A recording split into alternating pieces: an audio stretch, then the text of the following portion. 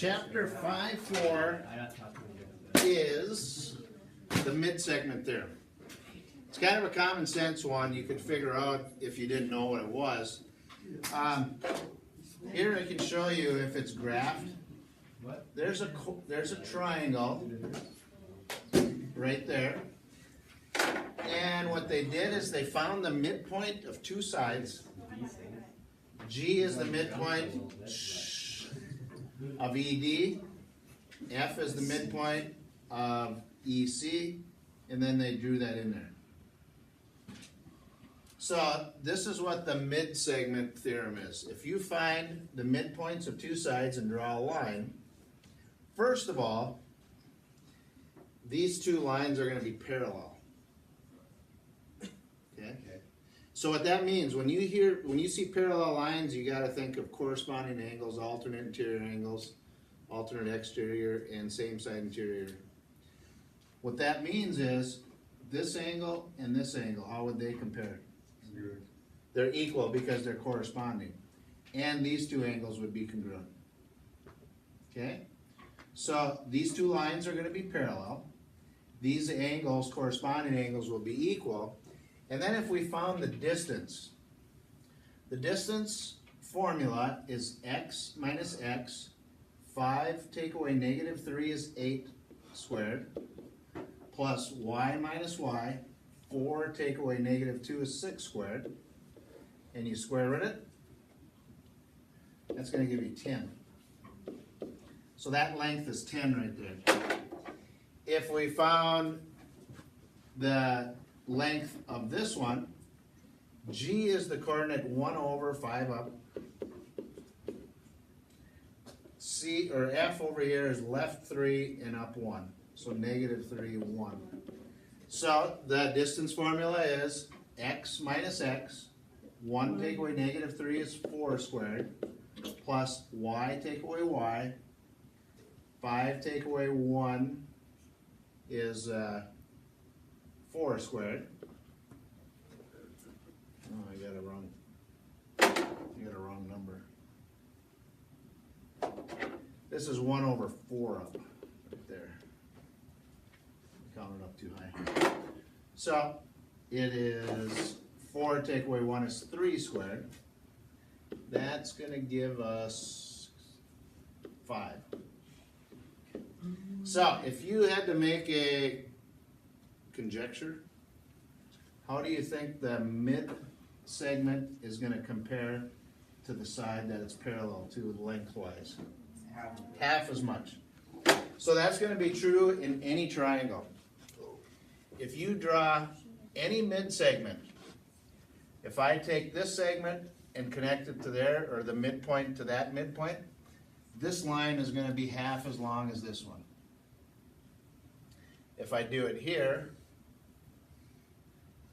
this line is half as long as that one, and this one is half as long as that one. All right? So it forms a little triangle inside a big triangle. So if you had to guess, how do you suppose the perimeter of this little one compares to the perimeter of the big one? Half. Half as much again. So that's what all this is you're going to be finding missing lengths using this theorem. So, in this picture, if this is 30, what's TS going to be?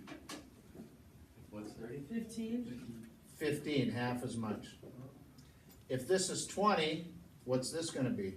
40. 40, which means each piece of this is 20. PS is 20, SR is 20. So all they're looking for is what's PR? We just figured it out, it's 40. What's ST? Right there, that's half of this side, 15. So to show that they're parallel, if you remember from equations, what has to be true in an equation for lines to be parallel? What has to be the same? What's it called? What? Someone said it. The slope. Slope has to be the same. So here they just want us to show that this side and its mid segment are parallel. So all you gotta do is find the slope. Pick 2 points, I can go from start to finish if you want. It rises up 1, 2, 3, 4, 5, 6, and it goes left 1, 2, 3, 4. That reduces to -3/2. So just check this one. If I start here, can I go down 3 and over 2? Yeah. Yes. So that shows that they are parallel. So all you have to put is just -3/2. Yeah, the slopes of each. So again, easy problems. How long would x z be? Ooh, good question. 56. 28 times 2 would be 56. Twice as long as that. How long would BC be? 14, half of that side. No, right outside.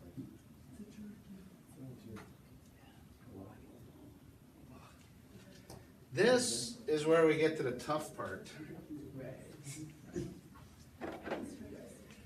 You know, like I showed you here is we had a big triangle and we found the midpoints to draw a little triangle inside. A couple of our problems, they're just gonna give us the midpoints. So they give you these 3 points and you've gotta draw the triangle around it.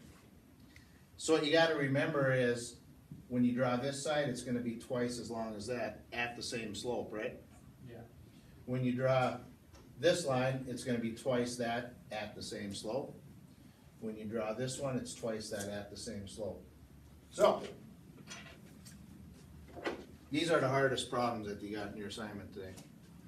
The midpoints are 3, 6, 6, 5, and 5, 3.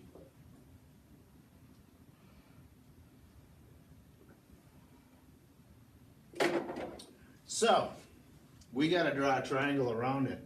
We've gotta draw a line through this, that's parallel to that. A line through this one, that's parallel to that. And a line through here, parallel to that. Once you get 2, the third side's easy. So, I'll just do this one, I'll copy this one. This, the length of this, if you just look at the slope, it's down 1 over 3, right? So if I go here, I know I gotta go down 1 and over 3. So from there to there is the same length as that, but remember it's gotta be double it. So then I can go up 1 and left 3, and there I have a line that's double that length and at the same slope. Okay?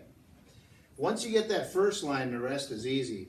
I know this is a corner of it's a vertex. So that means I know I gotta go up here, and then you just gotta double it, right? So this one is up 1 over 2, so up 1 over 2, there. So you can see here, this one is double the length of that, and they have the same slope. And once you have those two, then you just need to connect those, and that will be parallel to that one, twice the length. It looks easy until you try it, then it gets a little confusing, but I'll help you with them. So here, one more. D is 3, 4, 5, 8, 6, 4. It's always nice when one of them is straight up and down or horizontal.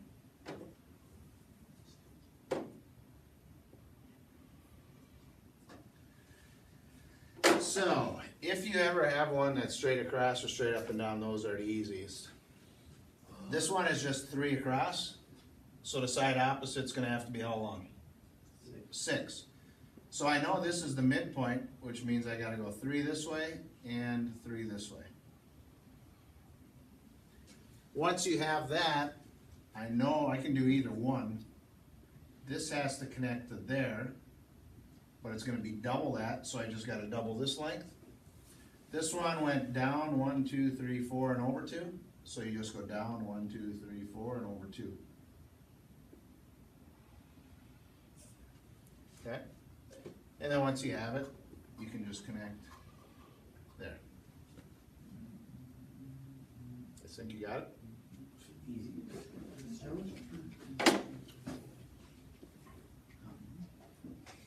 So here we have the perimeters. They give us the length of all the mid segments. Since this is 9, this side is 18. Since this is 15, this side is 30. Since this is 12, that's 24. If you compared the perimeters, this one is 12 and 15 and 9 adds up to 36. What do you suppose the big triangle is gonna be? 72, it's just gonna double. 30 and 24 and 18 is 72. So, just like I told you, the perimeter doubles and so does the length of the sides. Or if you're going smaller, it gets cut in half and so does the perimeter.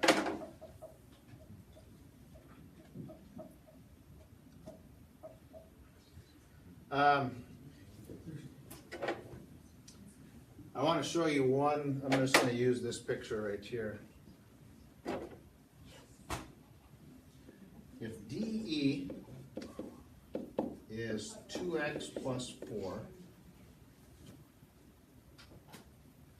and CB is 6x minus 8, and you had to solve for x. Or actually what they're going to ask is, what is CB? You got to find the length of CB. So you need to write an equation. It's 11. 6x minus 8 times 1/2 is equal to 2x plus 4. Right. So You can do it. 1/2 by dividing the 2. You can do it either way. These two are not equal. This is half as much as that. So in order to make them equal, you can either cut this one in half, then it'd be the same as that, or you could do what? Double this, and then it would equal that. These wonderful sophomores always bother your calculators, Mr. Henderson. but I don't know. come back. Thank you. I'm missing about 14 calculators, I think. You're missing 14? Yeah. Well, I have 0. I always bring it back to So, you can do one or the other. These two are not equal to each other, so in order to write your equation, you gotta make them equal. You can either double this, because right now it's half as long. So when you double it, you get 4x plus 8. Now it's equal to this one, 6x minus 8. Or, what I could have did is cut this in half. If I cut it in half, then it'll equal that. And the only time you want to do that is if these are even numbers.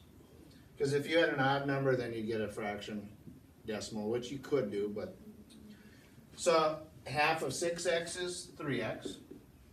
Half of negative 8 is negative 4. So since I cut it in half, now it is equal to that. Either way you do it, you're going to get the same answer. Get the x's together. Oh boy, I didn't pick a very good one. I got to change a number here so it works out. probably 2x. No, it will work out. It will. 2x. It's a minus 8, so add 8. You get 16. Divide by 2, and I get 8 equals x. If I solve this, I'll get the same answer. Subtract 2x. It's a minus 4, so add 4. X equals 8. But now, there's only two problems like this one. I think there's 17 and 18. Once you find x, that's not what they're asking for. They're asking for what is CB. So you got to plug it in to x on the CB one. So 6 times 8 is 48. Take away 8 would be 40. It says it was 11. No, I just used this picture. Oh. I just made up a problem using this picture. I was trying to think of something else the whole time. Oh. Okay,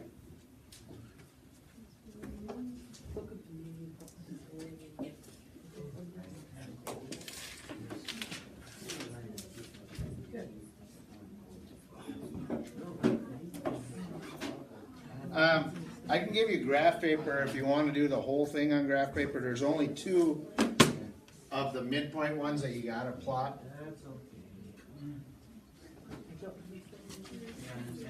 Maybe we should.